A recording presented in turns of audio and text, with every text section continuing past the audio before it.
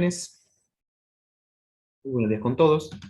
En esta oportunidad vamos a comenzar con nuestra clase de Historia del Perú, que básicamente vamos a continuar, pues, ¿no? ¿Dónde está? ¿Dónde está? ¿Dónde está? Que básicamente vamos a continuar hablando, pues, de esta época en la cual nos encontramos, que es la era del guano, ¿verdad? Esta era del guano prácticamente está desde los años 40 del siglo XIX hasta los años 80 del siglo XIX, ¿no? Los años 70, 80, ¿no? Donde ya empieza a decaer esta época del guano y comienza ya la época del salitre, pero eso aún no lo hemos visto. La semana pasada hablamos sobre la importancia que tuvo, pues, este presidente que aparece en esta época, ¿no? Que es Ramón Castilla, que ya les he comentado que es el presidente más importante de la historia de la República Peruana, ¿no? Porque básicamente con Castilla comienza la República Peruana, porque antes se estaba pues intentando y se estaba tratando de hacer otros proyectos que no terminaban de consolidar al país, ¿no? Como por ejemplo la Confederación Perú-Bolivia, también intentos de anexión a otros países, intentos de tomar la ciudad de Guayaquil. Entonces no había aún se estaba formando lo que es una idea de país, ¿no? El Perú, como lo conocemos, nace con Ramón Castilla. Él le pone orden a la República, tanto territorialmente como en su organización, y prácticamente Ramón Castilla, a partir de él comienza ya la República Peruana, ¿no? Y también la semana pasada comentamos de que hay muchas cosas de Ramón Castilla que no conocemos, ¿no? Como que participó en la guerra de la independencia por el Perú y también hizo muchos sacrificios para esta independencia, ¿no? Es por eso que es considerado pues un gran héroe, ¿no? Y fundador, o mejor dicho, organizador de la República Peruana, ¿no? Muy bien, entonces deja su gobierno Castilla, que es un gobierno muy exitoso, como ya les he comentado, se convierte prácticamente en el primer presidente de la República, porque antes solamente habían peleas entre caudillos. Él realmente hace las labores de un presidente, hace obras, planifica y organiza el país, ¿no? Después llega un candidato que va a estar prácticamente de la mano con Ramón Castilla, ¿no? Que prácticamente va a ser apoyado por él, que es este señor que vemos acá, Rufino Echenique. Esto de acá es una fotografía. Ya las fotografías llegan al Perú. Es un invento que ya se empieza a innovar, ¿no?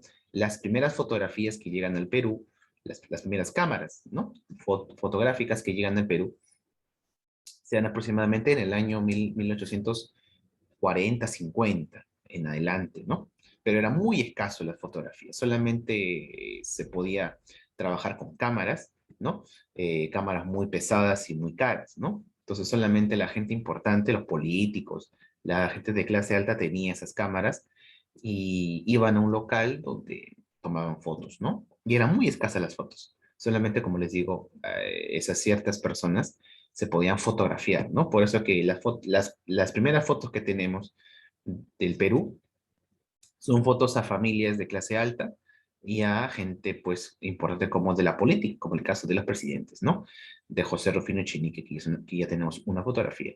Y también creo que les enseñé, acá está, pues, ¿no? Claro, acá también está la fotografía de Ramón Castilla. Esta aquí es una foto, ya no es dibujo, ya no es cuadro, ya podemos conocer mejor cómo era, cómo lucía, ¿no? En esa época. Ya llega la modernidad, ¿no? Al Perú, porque recordemos que en Europa se está pues inventando un montón de cosas, ¿no? Los ferrocarriles, la fotografía, el telégrafo, todas esas cuestiones, todos esos inventos pertenecen a un movimiento en Europa llamado la Revolución Industrial, donde los europeos empiezan pues a inventar un montón de cosas y luego los venden en todo el mundo y se hacen pues con mucho dinero, ¿no? Básicamente es esta época, pues, ¿no? Pero todo bien con Echenique. Prácticamente solamente vamos a revisar algunas cositas importantes que hizo en su gobierno porque son interesantes de comentar. ¿Se acuerdan que la semana pasada mmm, hablábamos, no, con ustedes aún no hemos hablado, ¿no? De estas cuestiones. Ya, sí. Eh, no, estamos acá en José Rufino Echenique. A ver, solamente vamos a comentar algunas cositas importantes que pasó en su gobierno porque su gobierno fue muy corto. ¿ya? Y no fue nada exitoso en comparación al gobierno de Castilla, ¿no? ¿Por qué?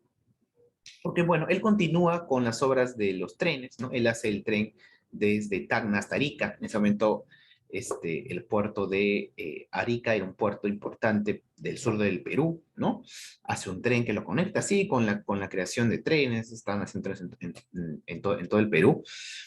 Y algo hace muy importante, ¿no? En su gobierno fomenta la inmigración, ¿no? Desea pues que el Perú empiece pues a ser poblado por otro tipo de poblaciones que vengan desde Europa, ¿no? En esa época se creía que los europeos eran pues el tipo de personas que podían llevar desarrollo o algún tipo de ayudas a un montón de poblaciones para intentar desarrollarlas, ¿no? Porque eso se creía. Y en esa época el Perú intenta poblar la selva peruana que estaba totalmente despoblada. Solamente vienen algunas comunidades indígenas en algunas zonas de la Amazonía, ¿no?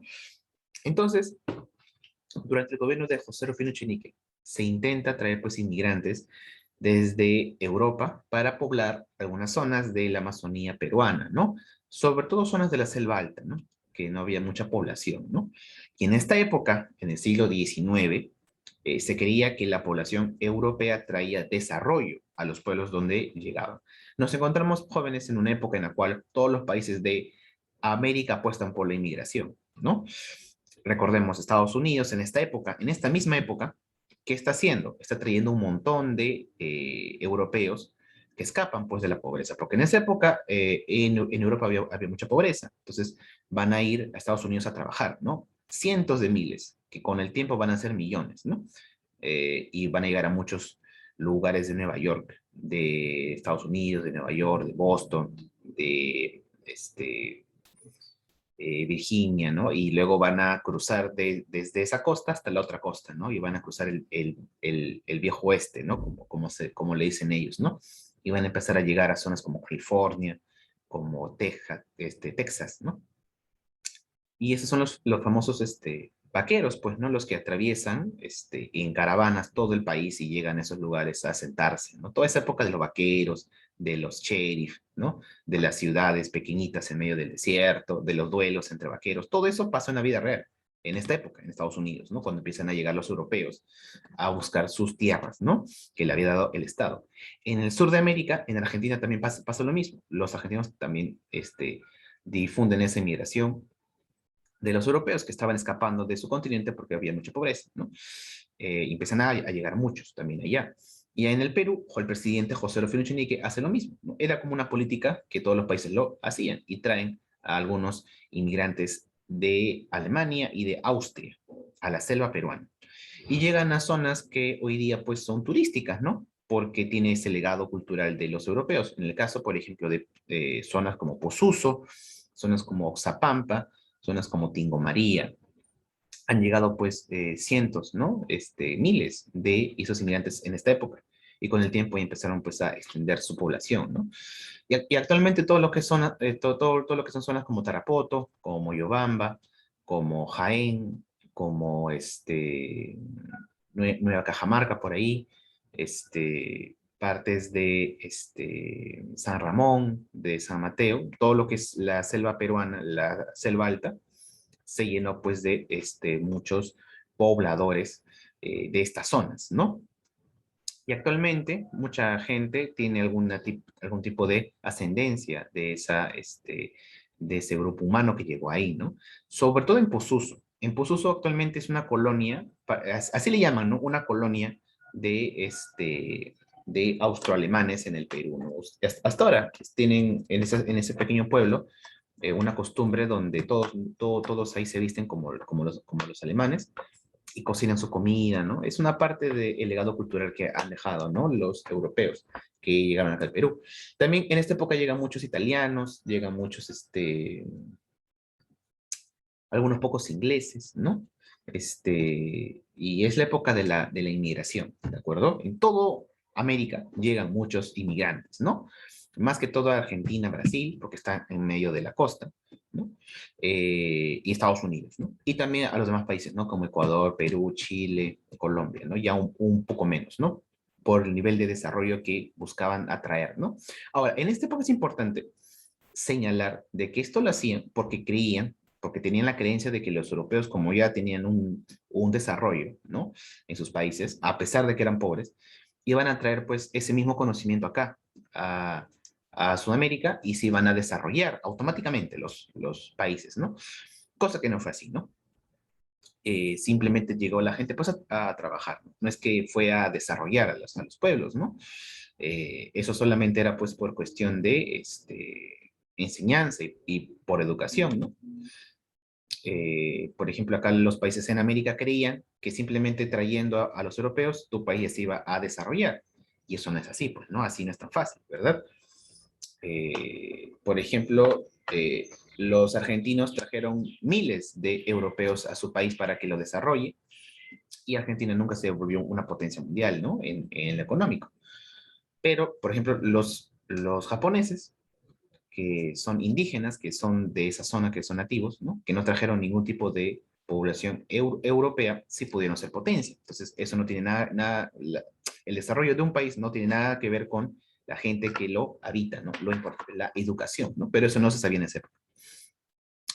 Y también se busca, pues, ¿no? Tratar de seguir esta política de desarrollo, ¿no? Llevando, pues, ¿no? Trenes y ferrocarriles, ¿verdad? A todo el país, ¿no? Pero hay un gran problema con José Rufín Echenique. Hay un gran problema, un gran escándalo va a aparecer y su gobierno se va a caer automáticamente y va a venir una gran revolución en el Perú. Una revolución, chicos, es un cambio grande, ¿ya? Es como una rebelión, es algo que viene a cambiarlo todo, ¿no? Eso va a pasar en esta época. Y de nuevo, el protagonista va a ser el personaje más importante de la historia de la República del Perú, que es Ramón Castillo. Pero ahí vamos a llegar. Allá también se hace un tratado con Brasil, el tratado da Ponte Ribeiro, que se hace con la intención de que el Perú tenga una navegabilidad por el río Amazonas, ¿no? Jóvenes, en esta época, como recién se estaban haciendo mapas, no se conocía muy bien la forma que tenía el Perú, así que no se defendían muy bien los terrenos que tenía el Perú en Amazonía. Brasil quería extenderse y Perú no sabía cómo defenderse porque no tenía ni siquiera muchos mapas. Así que el presidente Echenique hace un tratado con Brasil para tener una zona para navegar el río Amazonas y esto pues le pone ya un poco de fin a las aspiraciones de Perú de tener un poco más de la selva amazónica, ¿no? Aparte en esta época, la selva amazónica era vista como que algo que sobraba, ¿no? No había mucho problema si lo regalaban. En esa época pensaban así, ¿no? Que la selva no tenía muchos recursos, así que bueno, si lo quieres, no importa, ¿no? Y Brasil, como empezaba pues a extenderse, a todos los países en Sudamérica le decían, ¿no? ¿Quieres un poco de la Amazonía? No, entonces yo me lo quedo. Y así con todos los países, ¿no? Como porque los demás países como Bolivia, Perú, Ecuador, Chile, perdón, Colombia, que estaban con la selva amazónica, no le tomaban pues mucha importancia y simplemente lo dejaban ahí, ¿no? Entonces Brasil aprovechaba y se lo iba quedando. Y con el tiempo, Brasil se hizo pues dueño de un montón de zonas de la selva amazónica, ¿no? Pero porque en esa época nadie lo quería, es una zona pues abandonada, sin recursos, ¿no? Años después recién se van a dar cuenta que ya había recursos y ya lo habían perdido, ¿no? En esa época eran así, ¿no? Eran mucho más pragmáticos. En esta época, jóvenes, es normal, era normal vender territorio. Los países vendían su territorio cuando estaban con deudas. Por ejemplo, mm, Francia vendió un territorio a los estadounidenses, les vendió Luisiana, un gran estado, y se lo compraron como a $300,000. Hoy día no es nada, ¿no? Pero en esa época valía bastante. Por ejemplo, Rusia también eh, vendió un territorio, Alaska. ¿Alguien sabe, y pregunta para todos, ¿alguien sabe dónde está Alaska, jóvenes? Pregunta. En ¿Alguien? el norte de América, profesor. En el norte de América. En el norte de América, profesor. Bien, en Norteamérica, claro, en Norteamérica, cerca a Canadá y Estados Unidos, ¿no? Muy bien, jóvenes, excelente. Siempre tienen que estar así atentos porque yo suelto una pregunta y tienen que responder para ir ganando más. Muy bien. Ya, la cosa es que en esa época los países tenían la costumbre de vender su territorio. Los países decían, bueno, no tengo plata, ¿qué hago? Vendo un terreno que tengo por allá y algo me darán, ¿no? Francia vendió Luisiana a Estados Unidos y Rusia tenía una pequeña tierra en un terreno en América del Norte, ¿no? Alaska, que es un territorio pues congelado, ¿no? Y lo vendió aquí en Estados Unidos. Y Estados Unidos se lo compró y hasta ahora Alaska forma parte de Estados Unidos. En esa época se lo compraron algo de 9 millones de dólares. 9 millones hoy día es algo pues muy barato, ¿no? Cualquier persona podría comprar eso, ¿no? O un millonario de Estados Unidos, ¿no? Pero tampoco un multimillonario, sino una persona que tenga pues un negocio, ¿no? Porque son 9 millones. No es mucho, ¿no? Es lo que cuesta pues una empresa, un banco más o menos, ¿no? Pero todo pues Alaska es algo inimaginable, ¿no? Después los rusos se arrepintieron por vender eso, ¿no? Pero ya fue, ya se lo vendieron, ¿no? Y así era normal, ¿no? Muchos países vendían sus terrenos cuando ya no tenían plata. Y en Sudamérica, pues los países decían, bueno, entonces como es selva, no pasa nada, ¿no? Pero después ya se arrepintieron, ¿no? Pero les decía, ¿por qué hay un escándalo en su gobierno? Ya, para terminar este pequeño cuadrito de acá.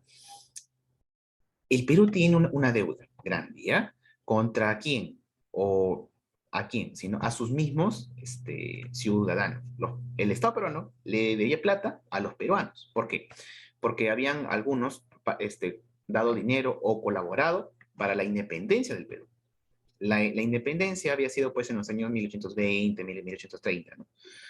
Y esto ya era 1840, 50. Allá habían pasado casi 20, 30 años y hasta ese momento no se les pagaba su reconocimiento a la gente que había aportado plata para la independencia del Perú. Así que en esta época, como hay plata por el guano, se decide pagarles la deuda interna a la gente que ha colaborado con la independencia, ¿ya? Así que se hace una ley de la consolidación de la deuda interna para pagar a la gente peruana que en su momento colaboró por la independencia. Así que el Estado dijo, ya, a todos los que han colaborado con la independencia del Perú, van a una oficina del Estado y le vamos a pagar y le vamos a devolver esa plata por apoyar al Perú. Muy bien. Y la gente que colaboró fue, pues, ¿no? Con sus documentos, con sus papeles, diciendo, no, yo colaboré con 5 caballos para la independencia, yo colaboré con mi trabajo, yo colaboré con una hacienda, con un terreno, yo colaboré con 100 pesos, algo así, ¿no? Y la gente iba, pues sí, reclamaba, ¿no? Que le devuelvan ese dinero, ¿no? Porque es lo que decía la ley. Pero ¿qué pasó? Mucha gente se aprovechó de esto y como en esta época no había ningún tipo de sistema para saber quién mentía y quién decía la verdad, la gente empezó a falsificar un montón de papelitos diciendo, ¿no? Bueno, yo colaboré con 100 pesos para la independencia, pero esa persona ni siquiera había participado en la independencia y falsificaban firmas. Incluso se llegó a falsificar hasta la firma de San Martín y de Bolívar, ¿no? Decían, yo, don José San Martín, estoy seguro que le di y que este hombre de acá me apoyó, estuvo en el ejército, bla, bla, bla, firma don José San Martín. Y lo llevaban esa hojita al Estado y como el Estado en esa época no tenía ninguna forma de ver la veracidad de ese documento, simplemente pues les daban su plata. Y así un montón de gente se empezó a copiar eso, ¿no? Y el Estado pues ya lo veía raro, ¿no? Tanta gente pues San Martín firmó para reconocer su ayuda, pues fue algo muy extraño, ¿no? Y también con Bolívar y con todos los héroes de la independencia, ¿no? Incluso esta gente que ni siquiera había nacido en esa época, había firmado, yo he participado en la independencia, ¿no?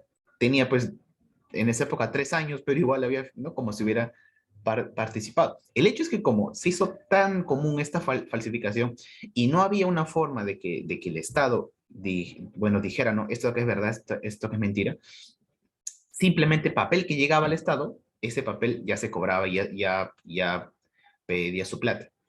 Así que esto significó un grave problema, porque la deuda pues creció, pues, ¿no? Y el Estado tuvo que gastar mucho más.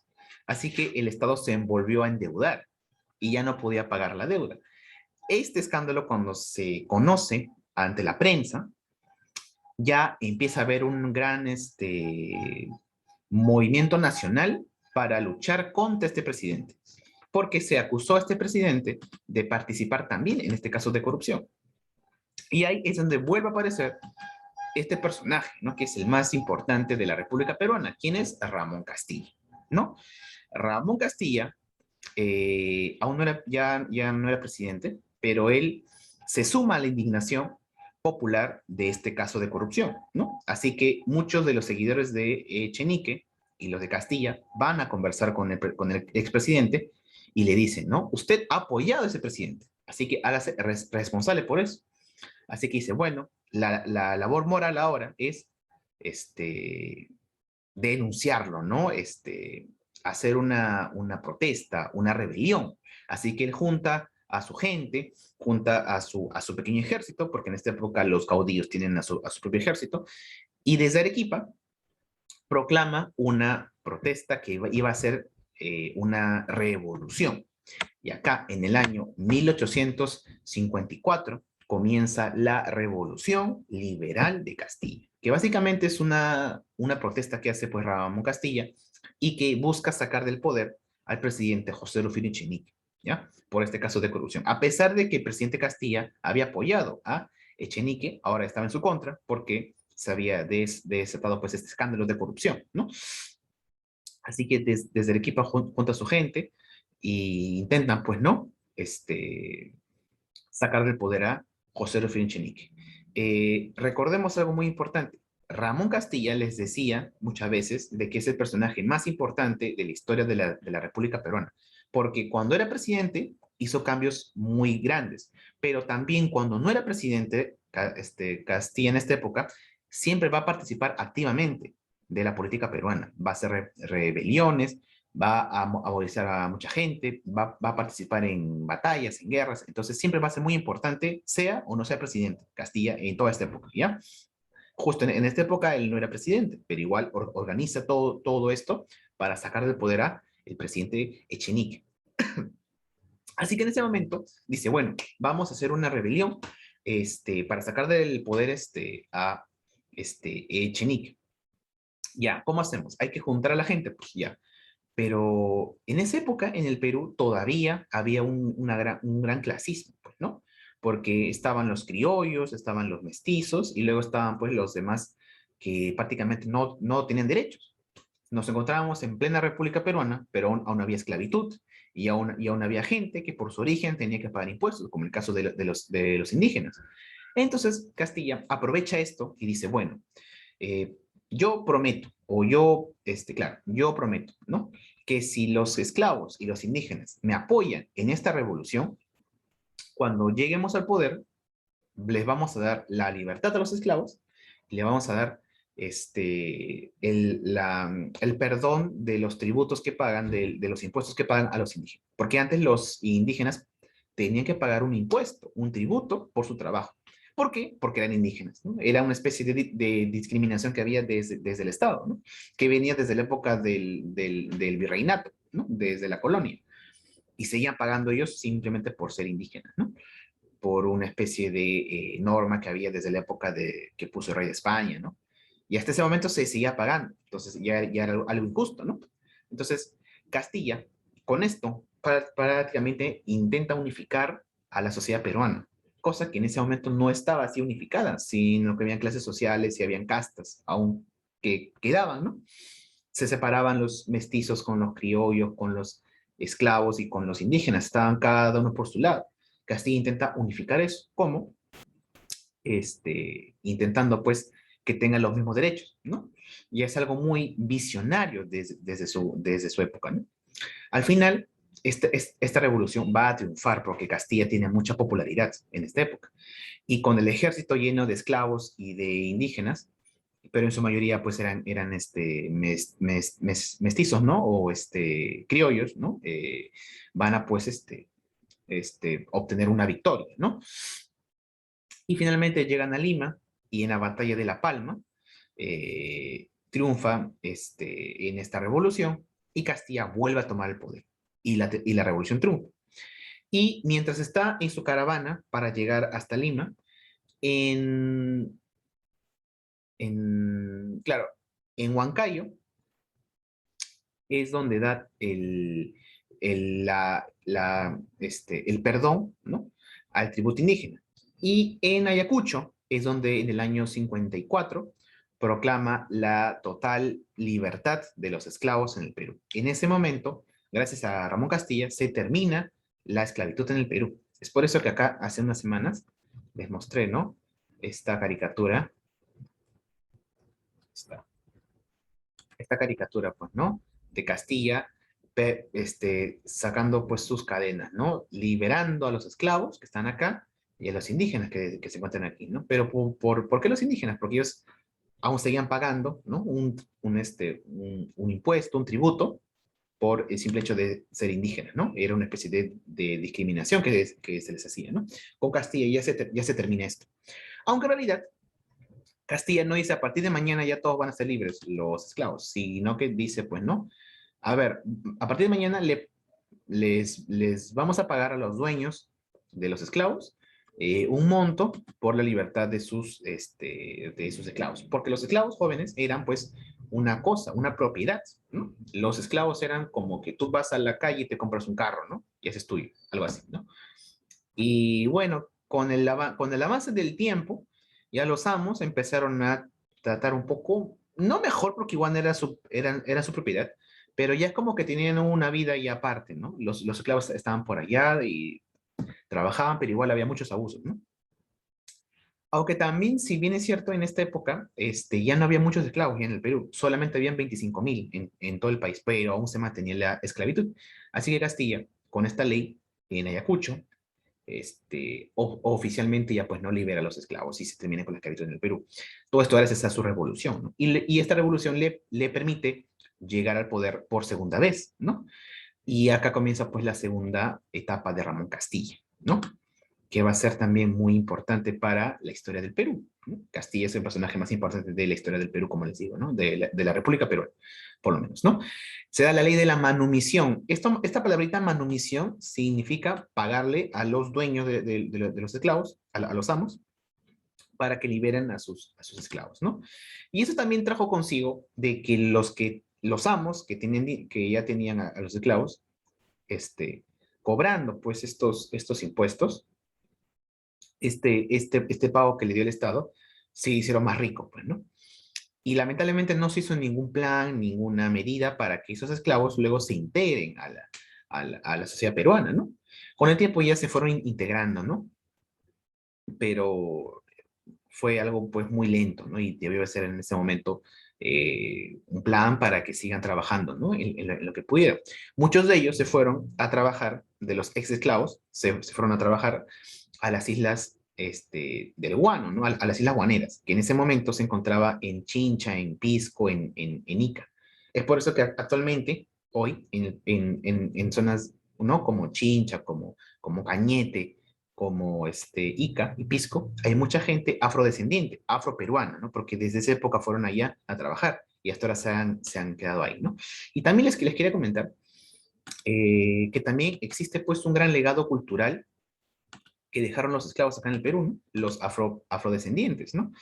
Cuando Castilla da esta ley de la liberación, que es parte de la Revolución de Castilla, que es una revolución muy importante, jóvenes, ¿ah? Nunca antes en el Perú se había dado una igualdad tan general, pues, ¿no? O se buscaba dar eso, ¿no?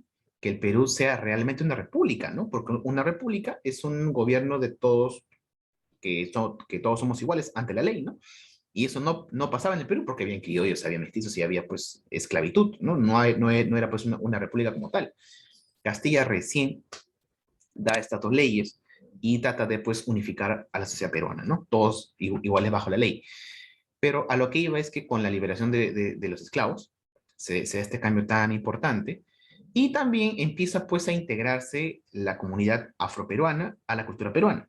Y lo que van a dejar los afroperuanos va a ser muy importante para el legado cultural peruano, ¿no?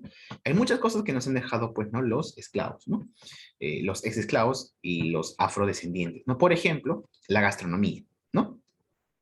platos como el anticucho, como por ejemplo esto que hacen con el rachi, ¿no? Con las tripas, y muchos platos más, ¿no? Todo esto va a ser creado en la época de la esclavitud. Por ejemplo, jóvenes, ustedes sabían que... Uy, a ver un momentito. Está desconectado esto. A ver un momento, me esperan un segundito.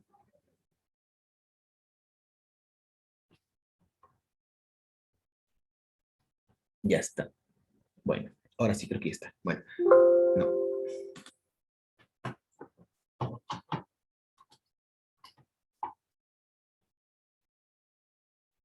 Ya. Bueno, ¿dónde estaba? Ya. Eh, Ustedes saben, ¿no? Que el anticucho se hace pues con el... Ya, una pregunta para todos ustedes. ¿Con qué se hace el anticucho? ¿Con qué con qué se fabrica o con qué se cocina el anticucho? ¿Con qué se hace? ¿Con qué material se hace, jóvenes? ¿Con qué insumos se hace el anticucho? ¿Alguien sabrá por ahí? El corazón El de la... corazón de la res. Claro, el corazón, ¿verdad? El anticucho no es con carne, ¿no? Algunos piensan que que el anticucho es con carne. No, el anticucho es con el corazón de la res, ¿no? Y este plato, el anticucho, es un plato muy peruano, ¿verdad? Pero ese plato fue un invento de los esclavos peruanos. ¿Por qué? Porque en las épocas en las cuales había esclavitud, los dueños, los amos de los esclavos, ¿no? Comían mucha carne. Entonces, ellos ¿qué hacían? Pues iban a su casa, a su gran hacienda, trozaban la carne y ¿qué hacían con el hígado, con las vísceras, con las tripas y con el corazón? Lo botaban eso al río, ¿no? En esa época en Lima, por ejemplo, estaba el río Rímac, ¿no? Y lo botaban ahí. Y los esclavos en la noche iban a recoger esas tripas y eso fresco, se lo llevaban, lo limpiaban y lo cocinaban. Y lo ponían el corazón pues en palitos y también con las tripas y con todo eso hacían pues un montón de cosas y ahí nace pues el anticucho, ¿no? Y con el tiempo ya se fue extendiendo y hoy día es un plato pues nacional. Cada vez que tú comas un anticucho, recuerda que los inventores de eso fueron esclavos, que estaban buscando comida de donde pudieran, ¿no? De donde podían, ¿no? Y también el legado cultural de los afroperuanos es bastante jóvenes. No solamente acá en el Perú, sino en todo Latinoamérica.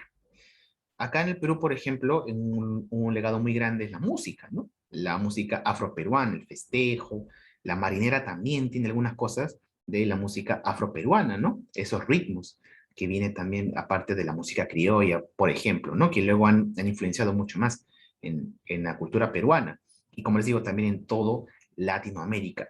Jóvenes, en todos los países de nuestra región habían esclavos, ¿no? Afrodescendientes, y todos ellos en sus países han dejado mucho legado cultural. Muchas de las músicas nacionales de los países de nuestra región, de Brasil, de Argentina, de Colombia, de Cuba, ¿no? Su música nacional es una mezcla entre la música de los esclavos y su música local.